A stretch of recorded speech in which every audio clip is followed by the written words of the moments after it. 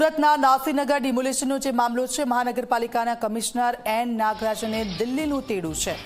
આપ જુઓ, નાસીનગર ડિમોલિશનનો મામલો છે અને આજ સુધી એ ખબર નથી પડી। 14 દિવસ વીતી ગયા છતાં પણ કે આખરે આ ડિમોલિશન કેમ કરવામાં આવ્યું, કોણે કર્યું, તેના જવાબો હજી નથી મળતા। એકબીજા પર દોષનો ટોપલો ઢોળવામાં આવી રહ્યો છે। ત્યારે હવે દિલ્હીનું તેડું મહાનગરપાલિકાના કમિશનરને મળ્યું છે અને હવે જોવાનું રહેશે કે ત્યાં જઈને શું ચર્ચાઓ થાય છે। તો સુરતના નાસીનગર ડિમોલિશનનો જે મામલો છે, અધિકારીઓ હાલ સિટી સર્વેની ઓફિસ પર પહોંચ્યા છે અને બીજી એક વિગતો એ પણ સામે આવી રહી છે કે મહાનગરપાલિકાના કમિશનર એન નાગરાજનને દિલ્હીનું તેડું આવ્યું છે। સીધા જઈશું, અમારી સાથે ચેતન લાઈવ જોડાઈ ગયા છે। ચેતન, ડિમોલિશનનો જે મામલો છે, 14 દિવસ થયા પરંતુ હજી સુધી કોઈ નામ સામે નથી આવ્યું।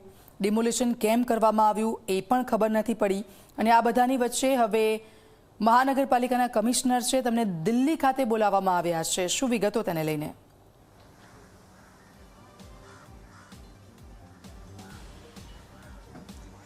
જી બિલકુલથી નાસીનગર ડિમોલિશન મામલે જે ચંડા ચોકડીઓ છે તેના વિરુદ્ધ હજુ સુધી કોઈ પણ પ્રકારની કાર્યવાહી નથી થઈ। તપાસ સમિતિ 3 દિવસ થઈ ગયા હોવા છતાં હજી સુધી કોઈ પણ પ્રકારનો જે રિપોર્ટ તૈયાર થયો જોઈએ, જે માહિતી મેળવવી જોઈએ, તે કોઈ પણ પ્રકારની માહિતી મેળવવામાં નથી આવી રહી। ખાસ કરીને મીટિંગ કરીને જે બેઠક છે તે પૂર્ણ કરી દેવામાં આવે છે। તપાસના નામે પણ ફક્ત જે કામગીરી મૌખિક જે કરવામાં આવી રહી છે, પરંતુ જે કાગળિયા ઉપર જે કામગીરી કરવી જોઈએ તે હજુ સુધી કરવામાં નથી આવી, જેને કારણે જે નોંધ છે તે હવે પીએમઓના હાઈકમાન્ડ દ્વારા લેવામાં આવી છે। જેને કારણે મ્યુનિસિપલ કમિશનર એમ નાગરાજનને પીએમઓનું તેડું છે। મ્યુનિસિપલ કમિશનર ગત બપોરના સમયે દિલ્હી ખાતે પહોંચ્યા છે, જ્યાં નાસીનગર ડિમોલિશન મામલે જે હાઈકમાન્ડ છે તે વિવિધ જે પ્રશ્નોત્તરી છે તે તેમને કરશે। ખાસ કરીને આ જે ડિમોલિશન છે તેની પાછળ જે વિલન છે તે વિલન કોણ છે તે અંગે તમામ પ્રકારની જે પૂછપરછ છે તે હાઈકમાન્ડ દ્વારા થઈ શકે તેવી પૂરેપૂરી શક્યતા જોવા મળી રહી છે। મહત્વની વાત છે દીક્ષિતા, જે નાસીનગર ડિમોલિશન છે તેને 14 દિવસ વીતી ગયા છે, હજુ સુધી જે કાર્યવાહી થવી જોઈએ તે કાર્યવાહી કરવામાં નથી આવી રહી।